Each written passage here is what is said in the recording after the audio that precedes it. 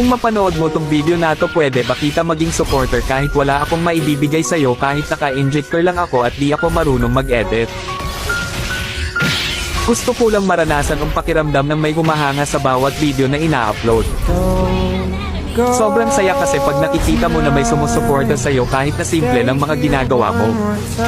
Nakakasipag gumawa ng video at hindi nakakasawang mag-upload. Sa panahon kasi ngayon, pag wala kang maibibigay ay malabo kapansinin ng iba, at sa halip puro masasakit na salita pa ang mababasa mo, nakakalungkot man isipin, pero yon ang totoo. Di ko naman nilalahat, pero karamihan ganon. Ang hirap kasi pag walang talent, pag di ka gwapo, maganda o sikat na kilalang tao. Ang hirap pag di ka mayaman.